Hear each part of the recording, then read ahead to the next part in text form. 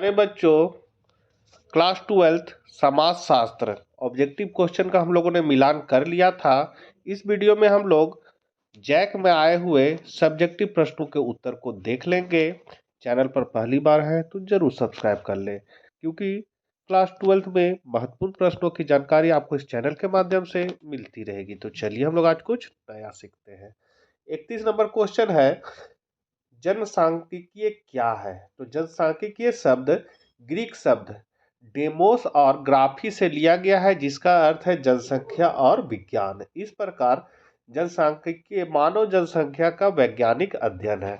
अगला है, पंचायती राज की 3 इकाइयां क्या है? तो त्रिस्तरीय पंचायती राज व्यवस्था में ग्राम पंचायत जो ग्राम स्तर पर, पंचायत समिति जो मध्यवर्ती स्तर पर, और जिला परिषद जिला स्तर पर शामिल है। तो इसी को हम लोग त्रिस्तरीय कहते हैं, मतलब ग्राम पंचायत, पंचायत समिति और जिला परिषद को। अगला, अछूत क्या है? तो जो किसी कारणवश छूने योग्य ना हो, इंसानों में किसी अन्य व्यक्ति को या समूह को अछूत छूने योग्य ना मानने का व्यवहार इसमें आता जाता रहा है।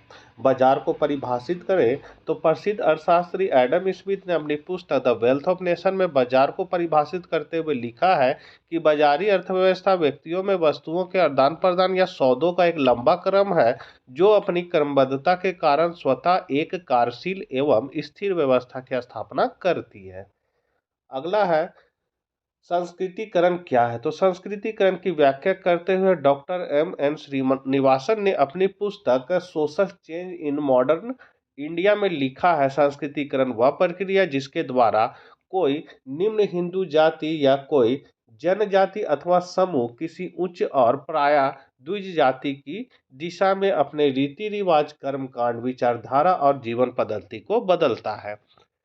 36 है, धार्मिक अल्पसंख्यक क्या है? किसी देश, प्रांत या क्षेत्र की जनसंख्या में जिस धर्म के मानने वालों की संख्या कम होती है, उस धर्म को अल्पसंख्यक धर्म तथा उसके अनुयायियों को धार्मिक अल्पसंख्यक कहा जाता है। संप्रदायवाद क्या है? तो सांप्रदायिकता शब्द का अर्थ है धार्मिक समुदाय में भिन्नता, अर्थात किसी धर्म विशेष को महत्व देकर शेष समुदाय के हृदय में उस धर्म विशेष के प्रति नकारात्मकता विचार उत्पन्न करना। 38 है, दबाव समूह क्या है? दबाव समूह शब्द का सर्वप्रथम प्रयोग प्रसिद्ध राजनीति शास्त्री पी ओडिगार्ड ने सन 1928 में अपनी पुस्तक दबावों की राजनीति में किया। दबाव समूहों के संदर्भ में कहा जा सकता है कि जब कोई संगठन अपने सदस्यों के हितों की पूर्ति के लिए राजनीतिक सत्ता को प्रभावित करता है और उनकी पूर्ति के लिए दबाव डालता है, तो उस संगठन को दबाव समूह कहते हैं। यहाँ से आपका लघुत्तरीय प्रश्न था। 39 नंबर है, बिरसा आंदोलन से आप क्या समझते हो? तो बिरसा आंदोलन 19वीं शताब्दी के अंत में भारत के झारखंड क्षेत्र में हुए एक आदिवासी विद्रोह का नाम है। यह विद्रोह 1895 से 1900 तक चला और इसका नेतृत्व बिरसा मुंडा नामक एक युवा आदिवासी नेता ने किया था। आंदोलन का कारण है जमीन का हड़पना, दूसरा है इसका कारण है शोषण, और तीसरा कारण है धार्मिक उत्पीड़न। तो बच्चों, इसका डील आप लोग है सो यहाँ से देख के लिख लीजिएगा, याद कर लीजिएगा। अब आंदोलन की प्रमुख घटनाक्रम यहाँ दे दिए हैं। 1895 में बिरसा मुंडा ने उलगुनान का आह्वान किया। 1897 में बिरसा मुंडा को पहली बार गिरफ्तार किया गया। 98 में बिरसा मुंडा ने जंगली राज की स्थापना की। 99 में बिरसा मुंडा को दूसरी बार गिरफ्तार किया गया और उन्हें जेल में डाल दिया गया, और 1900 में जेल में ही उनकी मृत्यु हो गई थी। आंदोलन के क्या क्या परिणाम हुए? तो आंदोलन का परिणाम यही हुआ कि भूमि सुधार किया गया, शोषण में कमी हुई और धार्मिक स्वतंत्रता मिली। 40 है, धर्मनिरपेक्षता क्या है? तो धर्मनिरपेक्षता का अर्थ किसी के धर्म का विरोध करना नहीं, बल्कि सभी को अपने धार्मिक विश्वासों एवं मान्यताओं को पूरी आज़ादी से मानने की छूट देता है। धर्मनिरपेक्षता राज्य में उस व्यक्ति का भी सम्मान होता है जो किसी भी धर्म को नहीं मानता है। 41 है, ग्रामीण और नगरीय समाज के बीच अंतर बताएं। तो ग्रामीण और नगरीय समाज में अंतर का पहला आधार है जनसंख्या घनत्व। तो यहाँ है ग्रामीण, कम जनसंख्या घनत्व खुले स्थान और प्रकृति से घिरा हुआ होता है, जबकि नगरीय जो है उच्च जनसंख्या घनत्व होता है, सीमित खुली जगह और इमारतों से घिरा हुआ होता है। व्यवसाय की दृष्टि से हम लोग देखेंगे तो ग्रामीण में कृषि, पशुपालन और छोटे उद्योग मुख्य व्यवसाय है, और नगरीय में सेवा क्षेत्र, उद्योग, व्यापार और कार्यालय मुख्य व्यवसाय है। जीवन शैली क्या है? तो ग्रामीण में धीमी गति से सामाजिक और पारंपरिक जीवन शैली होती है, जबकि नगरीय में तेज गति का जीवन शैली होता है, व्यक्तिवाद और आधुनिक जीवन शैली होती है। सामाजिक संरचना में ग्रामीण मजबूत पारिवारिक संबंध, जाति व्यवस्था और सामाजिक समूहों का प्रभाव होता है, जबकि नगरीय में कम पारिवारिक संबंध, विविधता और व्यक्तिवाद का प्रभाव होता है। शिक्षा और स्वास्थ्य सुविधाएं में शिक्षा और स्वास्थ्य सुविधाओं की ग्रामीण में कमी होती है, जबकि नगरीय में बेहतर शिक्षा और स्वास्थ्य सुविधाएं होती है। सुविधाएं और बुनियादी ढांचा जो है वो ग्रामीण में कम सुविधाएं होती है, खराब बुनियादी ढांचा और कम मनोरंजन के विकल्प होते हैं, जबकि शहर में बेहतर सुविधाएं, अच्छा बुनियादी ढांचा और मनोरंजन के अन्य विकल्प होते हैं। पर्यावरण, तो ग्रामीण में स्वच्छ और हरा भरा वातावरण होता है, जबकि नगर में प्रदूषित वातावरण होता है। सांस्कृतिक गतिविधियों में क्या है? तो ग्रामीण में त्योहारों, परंपराओं और लोक कलाओं का महत्व होता है, जबकि नगर में क्या होता है? तो आधुनिक कला और संस्कृति का महत्व होता है। 42 नंबर क्वेश्चन था, माल्थस के जनसंख्या सिद्धांत पर चर्चा करें। तो थॉमस रॉबर्ट माल्थस एक अंग्रेज अर्थशास्त्री और जनसांख्यिकीयविद थे। उन्होंने 1798 में an essay on the principle of population, मतलब जनसंख्या के सिद्धांत पर एक निबंध नामक पुस्तक प्रकाशित की। इस पुस्तक में उन्होंने तर्क दिया है कि जनसंख्या ज्यामितीय अनुपात में बढ़ती है, जबकि ज्यामितीय अनुपात मतलब 1 के बाद 2, 2 के बाद 4, 4 के बाद 8 के बाद 16, माने ये हुआ ज्यामितीय। और जबकि आजीविका के साथ मतलब खाद्यान्न का उत्पादन जो है वो अंकगणितीय अनुपात से बढ़ता है, मतलब 1, 2, 3, 4, 5, 6 इस तरह बढ़ता है। तो इसका मतलब है कि जनसंख्या अंततः आजीविका के साधनों से अधिक हो जाएगी, जिससे गरीबी, भूखमरी और बीमारी जैसी समस्या पैदा होगी। 43 है, भारतीय समाज में उपनिवेशवाद के प्रभावों का वर्णन करना। तो इसका आंसर आप लोग देख सकते हैं, धीरे धीरे हम बढ़ा दे रहे हैं। 44 नंबर क्वेश्चन है, संचार माध्यम और सामाजिक परिवर्तन पर प्रकाश डालिए। तो यहाँ संचार माध्यम में विचारों और मनोवृत्तियों में परिवर्तन जो हुआ है उसके बारे में लिखे हैं, और दूसरा पॉइंट दिए हैं, आधुनिकीकरण को प्रोत्साहन मिला है संचार से। तो इस पॉइंट को आप देख सकते हैं, इसको डील कर दीजिएगा बच्चों, वीडियो ज़्यादा लंबा हो जाएगा अगर हम पढ़ना शुरू कर दे तो। तीसरा पॉइंट में हम दिए हैं, इसको देख लीजिए बढ़िया से। तीसरा पॉइंट है सामाजिक समानता में वृद्धि। चौथा पॉइंट है आपका समाज सुधार में योगदान। पांचवा पॉइंट है नियोजित परिवर्तन का आधार।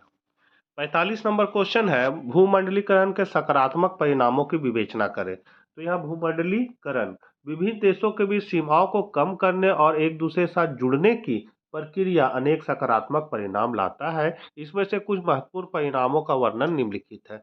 आर्थिक विकास, तो यहाँ पॉइंट बाय पॉइंट हम दिए हैं, इसको आप लोग देख सकते हैं। व्यापार और निवेश में वृद्धि, फिर है रोजगार के अवसरों में वृद्धि होती है, प्रौद्योगिकी का हस्तांतरण होता है, उपभोक्ताओं के बेहतर विकल्प मिलता है। इसका डील आप लोग दो दो लाइन में जरूर कीजिएगा। फिर है सांस्कृतिक आदान प्रदान। तो इसमें हम लोग पॉइंट बनाए हैं कि सांस्कृतिक विविधता का सम्मान, अंतर्राष्ट्रीय सहयोग, शिक्षा और ज्ञान का प्रसार, पर्यावरण संरक्षण। इसका पॉइंट का डील कर दीजिएगा। राजनीतिक प्रभाव में हम लोग पॉइंट बनाए हैं हम कि लोकतंत्र का प्रसार होता है, शांति और सुरक्षा है, अंतर्राष्ट्रीय संगठनों की भूमिका है। 46 नंबर क्वेश्चन है, भारत में जनसंख्या वृद्धि के परिणामों को उजागर करें। तो जनसंख्या वृद्धि के क्या क्या परिणाम हो सकते हैं, इसी के बारे में यहाँ हम चर्चा किए हैं, आप लोग देख सकते हैं इसको।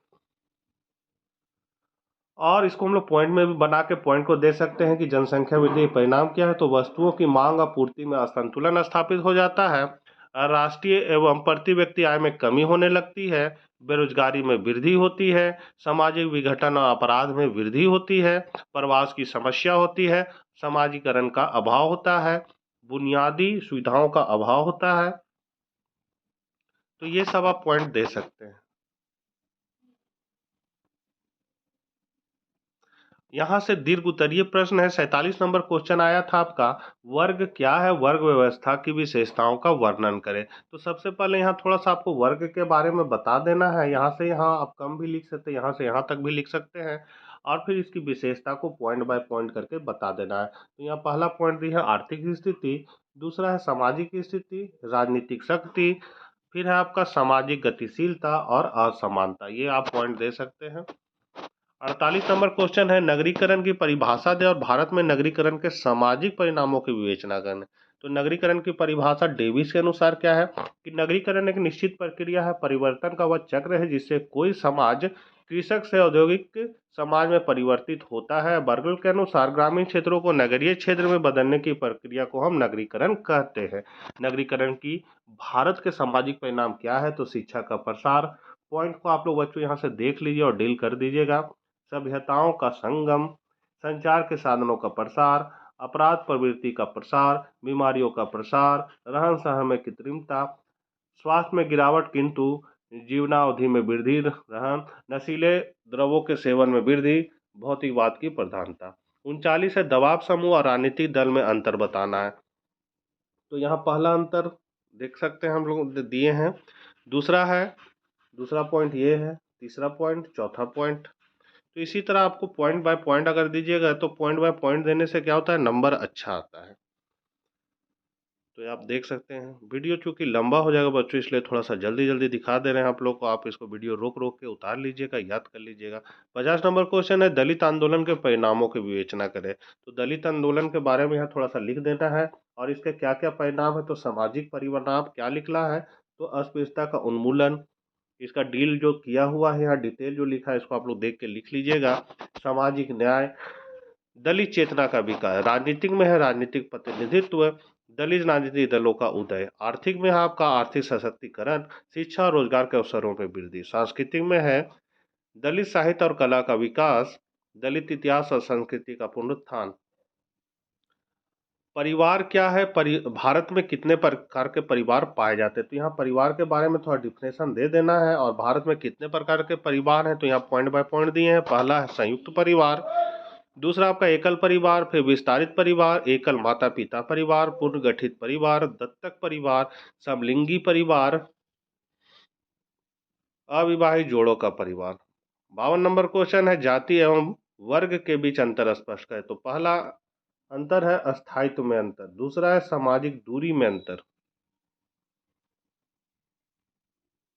तीसरा है स्वतंत्रता की मात्रा में अंतर, चौथा प्रकृति में अंतर, फिर है सदस्यता में अंतर, चेतना में अंतर, राजनीतिक अंतर, व्यावसायिक आधार पर अंतर, संस्तरण में अंतर। तो बच्चों ये आपके थे संस्तरण में अंतर को आप देख सकते हैं। टोटल 52 क्वेश्चन का सब्जेक्टिव आंसर मैंने बता दिया है। इसको आप लोग अच्छे से लिख कर याद कर सकते हैं। मिलते हैं नेक्स्ट वीडियो साथ, तब तक आज्ञा दीजिए, बाय बाय।